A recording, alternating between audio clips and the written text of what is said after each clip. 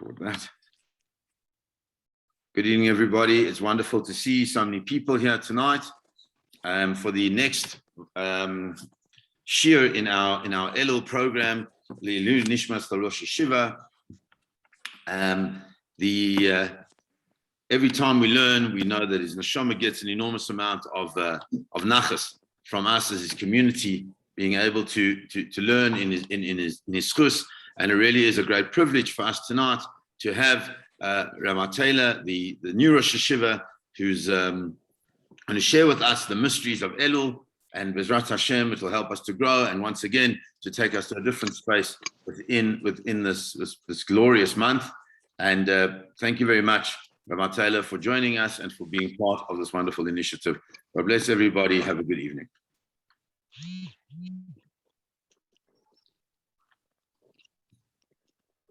Okay, good evening, everybody. This shir is Lilui, as Rabbi Johnny Altman said, Lilui Nishmat, Rabbi Tanza, Rosh Yeshiva. And what I want to learn with you tonight is about the concepts of Elul. And it's something which I feel is very, very important. It's a mystery. And why is it a mystery? It's a mystery because Elul is not mentioned anywhere in the Tanakh. It's not mentioned anywhere in Chazal, in the Gemara. It's not mentioned in the Rambam. Nowhere. So when did it start? When did this whole mystery of Elul start? What was the need for it?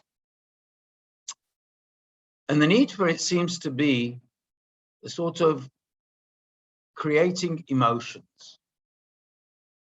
In order to be able to ask HaKadosh, stand in front of HaKadosh Baruch Hu on Rosh Hashanah, on Yom Adin, and Yom Kippur, to ask HaKadosh Baruch Hu Mechila for all our Avirot, there's a necessity to create a certain emotion. We give ourselves an example. Okay, for instance, the 3 weeks. The 3 weeks, a few weeks ago we spoke about it, how the 3 weeks are a build-up to Tisha B'Av. You have 30 days before Pesach. You have a build-up to Pesach. Now without this build-up, without this emotional drive, it is very, very hard to relate to Yom Adin and Yom Kippur. In actual fact, the Rambam says that the only time we did say Slichas was between Rosh Hashanah and Yom Kippur. Elul doesn't appear. So when does Elul appear? The first time. Elul appears the first time in what is known as Chasidei Ashkenaz, the great Hasidim of France, North France, and Germany. In the 11th century, about 50 years after Rashi passed away, and there was a movement called Chasidei Ashkenaz, the pious people of Northern Europe. And they created a new environment, an environment whereby people, and it's obviously to do with what the Jewish people went through at the time, the Crusades, the First Crusade, Second Crusade, etc., etc., and they felt a need to emotionally connect up with HaKadosh Baruch Hu. This took place then. And if we look at the Slichas, which we say, especially the Ashkenazim, not the Sfardim, what the Ashkenazim say in their Slichas are often very, very close to a sort of kina, a eulogy. In the Nusach of the Ashkenazi Slichot, we find this concept of terrifying feelings and what a person stands before Hashem, before Rosh Hashanah Yom Kippur. Later on, in the time of the Kabbalists and the Chassidut, we see a different movement. And it's these two movements which I want to speak about. the movement of Hasidei Ashkenaz and the development and the concept which the Hasidut developed by the Arizal, and we will see two distinct dimensions, two distinct parameters, two distinct ways of looking at Elul, and each one has a source in the writings, in Chazal itself. So let's start off. Okay, on Rosh Hashanah, we say Hayom Harat Olam. This is the day when man or the world was created. In actual fact, man was created on Rosh Hashanah. Okay, Chazal say that on the 25th day of Elul, HaKadosh Baruch Hu, in inverted commas, decided to create the world. That was the first day of creation. And that's why we always have a minimum of certain number of days of saying slichot. Okay? But that is the day of the birthing of the first day of creation of the world. Now, I want to try to find out, think to myself, and try to work out what happened. Let's try to imagine to ourselves what goes on. Now, the best show which can give us an insight into this is somebody who you've all heard of, Steve Jobs. Now, when Steve Jobs was alive, one of his things, or one of his great events, was showing to the world the new iPhone. I'm sure you all remember the great shows of the Mac computer, later on each Apple phone, how every couple of years, a new iPhone came to the world. And he made this huge show of it. He was great at that. And stemmed from that all his famous phrases, etc., etc., etc. Now, let's try to analyze what went on in the offices of Apple before Steve Jobs made his show. You can imagine to yourself the debates. What should he say? How should he phrase it? What is the best PR? How am I going to, what's it called? Show it to the world. And the debates in the months before Steve Jobs' show is a very busy time in the offices of Apple. Now, let's go back to the creation of the world. What goes on in the world of HaKadosh Baruch Hu? Now, when we speak about the world of HaKadosh Baruch Hu, there's a famous Rashi. Rashi comes along on the basis of the pasuk in the Torah, Naaseh Adam b'tzalmeinu kidmuteinu. Let's make man in our image. Rashi comes along and says, what does it mean b'tzalmeinu kidmuteinu? Man's ability to think, man's ability to analyze, man's ability to understand and create and develop the world. But what goes on there? And Chazal give us a fascinating insight. They come along and say, amongst the malachim, the angels, there was this huge argument. Some say, and let's use it in the terms of Chazal, Chesed says, the attribute of kindness says, let's create man, because he does chasadim. Emes, the attribute of Emes says, no way, he tells lies. Tzedek, justice, says, yeah, he can do good things. He can be great. And Shalom says, there's no way. His whole life is full of arguments. That is what goes on up above in the days, in the Elul before creation. Before HaKadosh Baruch Hu actually decides to create man, there's this huge argument. What's going on? But HaKadosh Baruch Hu decides, okay, we're going to create man. And on Rosh Hashanah, Hayom harat olam, hayom yamid b'mishpat, kol broi kedem, Kodesh Baruch Hu creates man. Now, what is our Elul then? Let's transfer the Elul which takes place in the world before creation to our Elul. And what do we have to do then? We have to justify what HaKadosh Baruch Hu did. We have to show to all these Malachim who said man can't be created because he's full of lies, because he's full of arguments. We've got to justify ourselves. And the whole of Elul, we've got to do what is known as cheshbon nefesh, justification of our existence. Now, this justification creates in us fear. Because if everybody goes through the previous year, he will think to himself, am I justified to carry on? Does HaKadosh Baruch Hu want us to carry on? Okay, and the more we see what goes on in the world, these questions arise. And that's why the Hasidei Ashkenaz created this slichot, this Elul. It's a justification of man's existence. The founder of the Muslim movement, Rabbi Yisrael Salanta, writes in one of his letters, when I was a young guy, when he used to do Shabbos Mavorchim Elul, everybody stood in fear, absolute fear.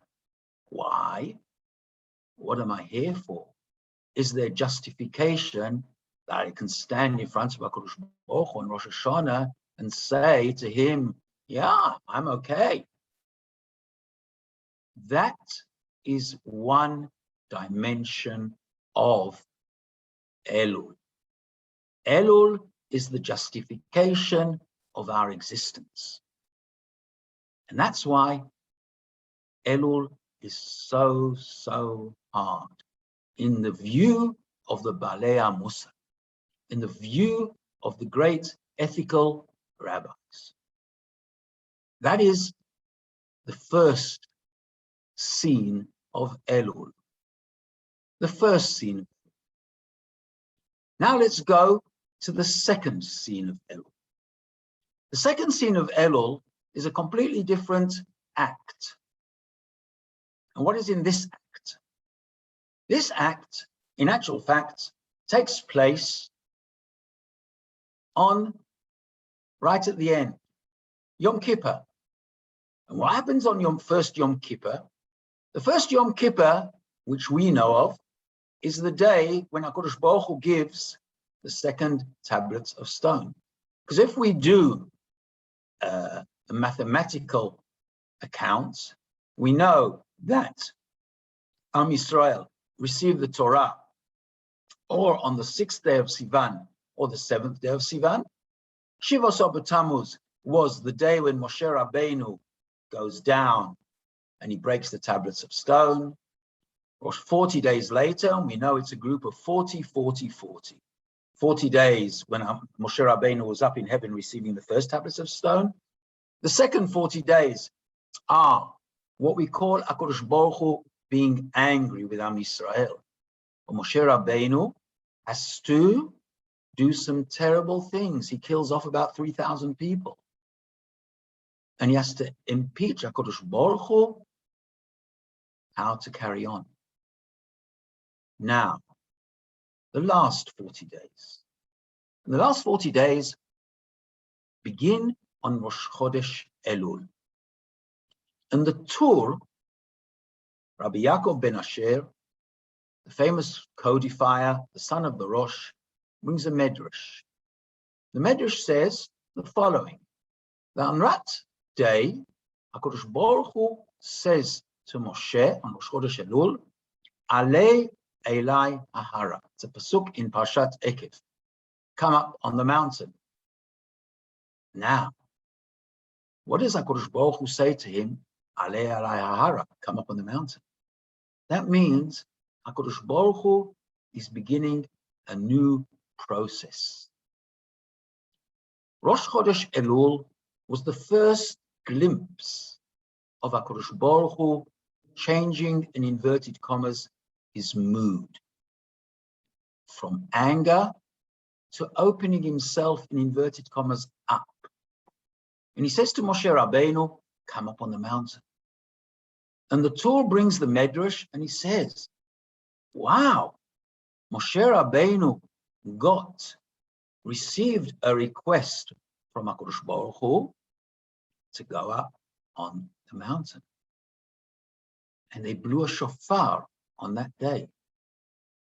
Now, the first tablets of stone, the first Luchot HaBrit, there was also a shofar. But that shofar was a shofar of glory. It was the glory of HaKadosh Baruch Hu coming down on Har Sinai. This shofar was something completely different. It was creating an environment for Am Yisrael. Wow, HaKadosh Baruch Hu is smiling a little bit at us. And he's telling Moshe Rabbeinu to come up on the mountain. Now, they don't know what's going to be. They don't know what's going to happen. And what happens? HaKadosh Baruch Hu tells to Moshe, Psol lecha, make your own tablets of stone. But in relationship to the first tablets of stone, they were, in inverted commas, made by HaKadosh Baruch Hu. The first tablets of stone were what HaKadosh Baruch Hu gave to Moshe. Here, Moshe himself has to bring up the tablets of stone. Now, what does this mean? It means to say a new process is taking place. If the first tablets of stone, the first Luchot HaBrit, were done from HaKadosh Baruch Hu, from above down to us, now we have to go towards HaKadosh Baruch Hu. The first Luchot HaBrit were done in front of the whole world. Shamu Amim Yirgazun. All the nations of the herd of the world trembled. Chilachaz Yoshvei Palashet. Everybody was shaking. The whole world was shaking. Because HaKadosh Baruch Hu wanted to give the Torah to everybody. Everybody should feel the glory of HaKadosh Baruch Hu. And Am Yisrael was supposed to be the messengers of HaKadosh Baruch Hu to the world. All this changes. Now, Am Yisrael, HaKadosh Baruch Hu gives it b'midat hatzniut, in a very, very quiet fashion. Sanua, quiet, no noise, nothing. Because now it is just between HaKadosh Baruch Hu and Am Yisrael. And it's in these 40 days where Am Yisrael have to prove to HaKadosh Baruch Hu from this very, very faint smile to get a big smile from HaKadosh Baruch Hu. That's what it is. There's a famous Rashi in Parshat Kitisa, where HaKadosh Baruch Hu, where Rashi says that the second Luchot HaBrit, which were given on Yom Kippur, was given b'simcha uvelev shalem. HaKadosh Baruch Hu was giving it with a full heart. And on that day, HaKadosh Baruch Hu says to Moshe Rabbeinu, Salachti kidvarecha, I've forgiven them. 40 days, HaKadosh Baruch Hu, we wait and wait and wait to see what will happen on Yom Kippur. And that's why the Mishnah in Ta'anit tells us, Lo hayu yamim tovim, there were no happier days than Yom Kippur and Tu B'Av. Yom Kippur was the day when HaKadosh Baruch Hu, so to speak, created a marriage between himself and HaKadosh and Am Yisrael. But these 40 days are the 40 days where Am Yisrael have to go towards HaKadosh Baruch Hu. And that is why in the words of the Mekubalim, Elul is Ani ledodi v'dodi li. I have to go to my beloved. Ani, me. Am Yisrael, go to my beloved. And then dodi li. Only then.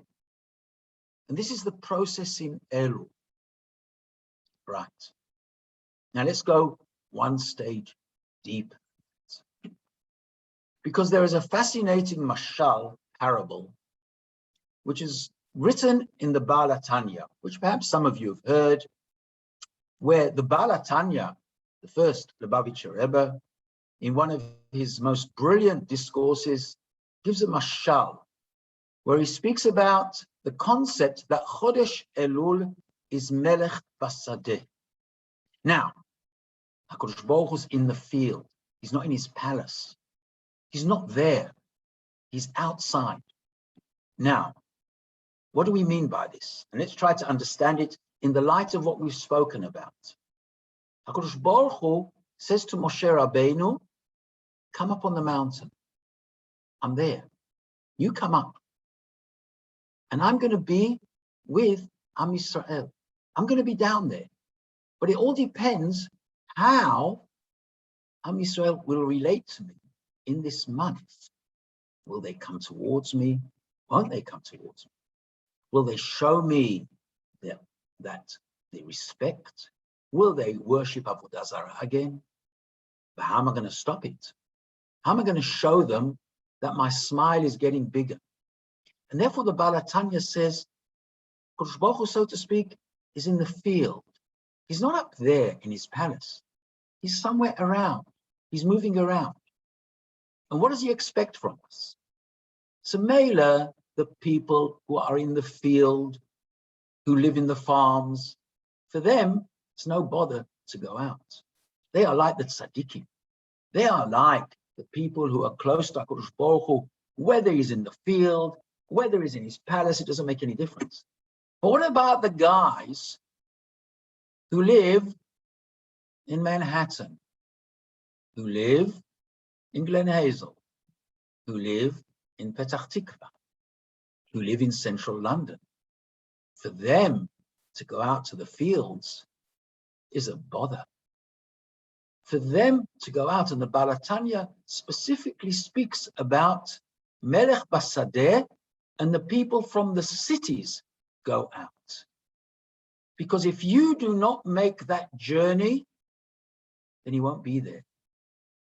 And the whole concept of Elul is us going towards HaKadosh Baruch Hu. And HaKadosh Baruch Hu's there. And that's why during this period, Moshe Rabbeinu feels that this is the time to ask HaKadosh Baruch Hu all the right questions. If we look in Parashat Kitzisa, Moshe Rabbeinu asks HaKadosh Baruch Hu, Hareini nait kvodecha, show me your honor. Hodieni nait drachecha, explain to me your ways. Because HaKadosh Baruch Hu, so to speak, is in the field, and the smile is getting wider. And at the end of the day, HaKadosh Baruch Hu teaches Moshe Rabbeinu the 13 midot, the 13 attributes of mercy, where HaKadosh Baruch Hu says to Moshe, every time you want to ask, do tshuva, use the 13 attributes. Hashem, Hashem, Kei Rahum Chanun. And that's why we go over them at least 3 times every day of Slichas. 3 times. That is like the essence of Shmona Esrei of Slichas. The Shmona Esrei of Slichas, the Tfilat Amidah of Slichot, is the 13 midot.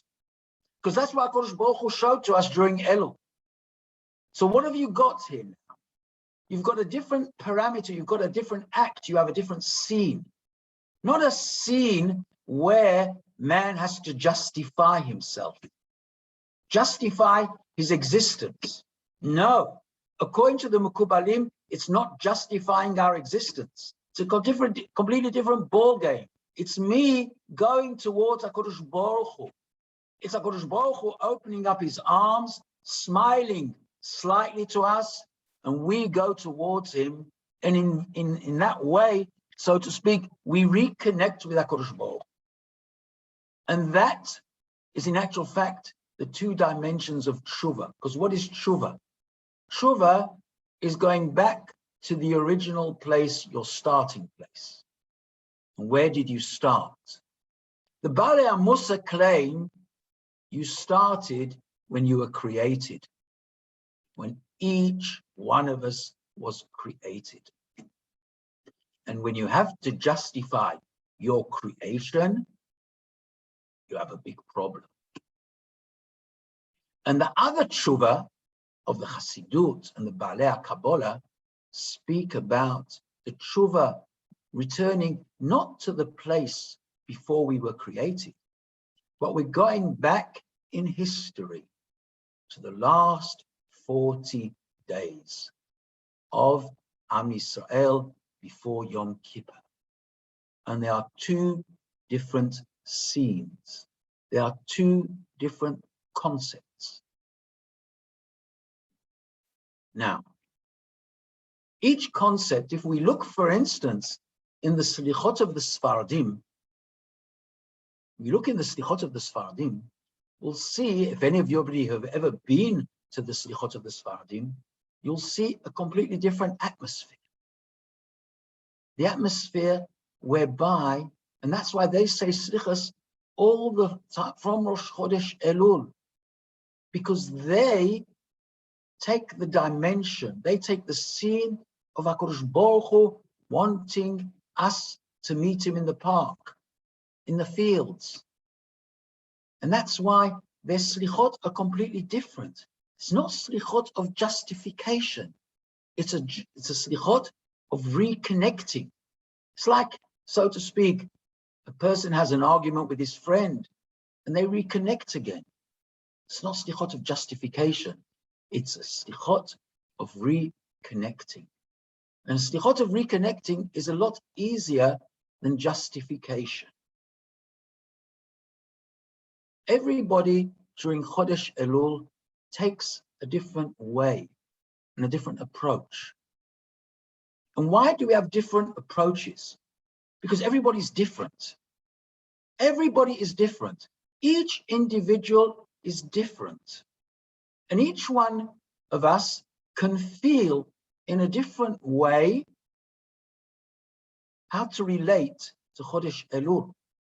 It's also time dependent. Time dependent. Okay? In a period where Am Yisrael are going through suffering, okay, period of persecution, periods of the Holocaust, etc., etc., then you ask yourself, what am I here for? How do I justify my existence? And then there are other periods of history where we feel HaKadosh Baruch Hu is there. We feel it. And every year and every few years, things change in the world. And that is why you need two different approaches. There's no absolute, and that is why I called the title of this shiur, The Mystery of Elul, because it really is a mystery. Because since we haven't got anything in Chazal defining to us exactly what HaKadosh Baruch Hu wants from us, we don't have it.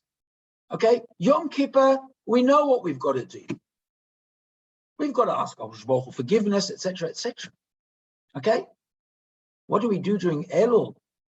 Mystery.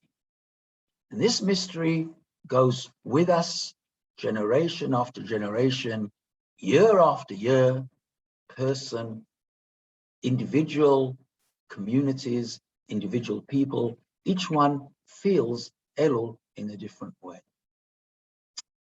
When I think of the late Rosh Hashiva,